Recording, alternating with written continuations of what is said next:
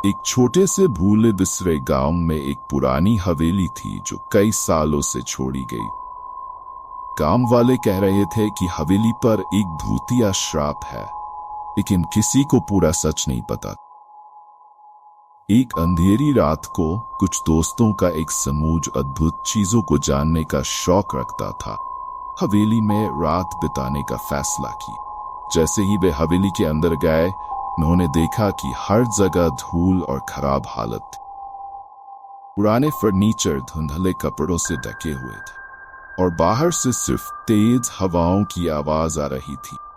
जैसे जैसे रात बढ़ रही थी, दोस्तों को हल्की हल्की अजीब आवाजें सुनाई देने लगी। उन्होंने सोचा कि ये हवा की आवाज होगी, लेकिन ये आवाज धीरे धीरे तेज होती गई। एक अजीब बिना धड़कन वाली आवाज बन गई। एक दोस्त जो पूरी तरह से निश्चित नहीं था, ने आवाज का पता लगाने का फैसला किया।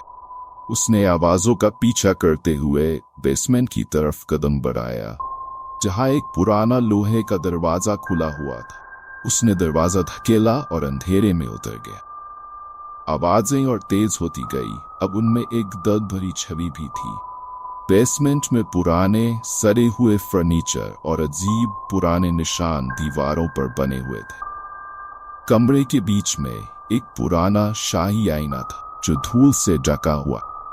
उसने जिज्ञासा में आईना साफ किया। जैसे ही उसने धूल हटाई, एक ठंडी हवा चली और उनकी लालटेन बुझ गई।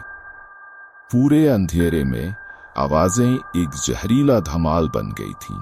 जब लालटेन फिर से जल गई, तो दोस्तों ने देखा कि आईना जो धूल से ढका हुआ था, उनके अपने चेहरे नहीं दिखा रहा था, बल्कि अजीब पतले और बेजान चेहरे दिखा रहा। उनकी आंखें खाली थीं और उनके मुंह में कोई आवाज नहीं थी।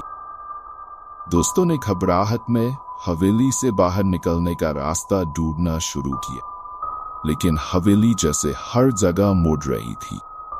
गलियारे अनंत लग रहे थे और दरवाजे कहीं नहीं ले जा रहे थे। जैसे ही उन्होंने प्रवेश द्वार ढूंढा, मुख्य दरवाजा गायब हो गया था और उसकी जगह एक ठोस दीवार थी। जैसे ही उन्होंने एक और निकास ढूंढना शुरू किया, आवाजें वापस आ गई, सीधे उनके पीछे। दोस्तों ने मुड़कर देखा और आईना एक बार फिर दिखाई दिया गलियारे में। हर प्रतिबिंब उनके अपने डर से भरे चेहरे दिखा रहा था, जो धीरे धीरे उन पतले आंकड़ों में बदल रहे थे जो उन्होंने पहले देखे। एक एक करके दोस्त गायब हो गए।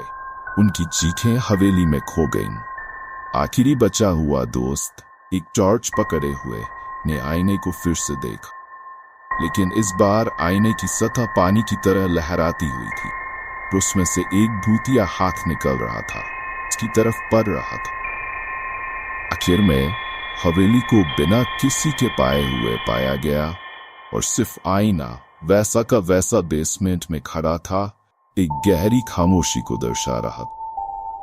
गांव वाले हवेली में जाने से बचने लगे और ये एक खौफनाक स्मारक बन गई, जिसने उन लोगों की आत्माओं को ले लिया जो इसके अंधेरे रहस्यों को जानने की हिम्मत कर रहे थे।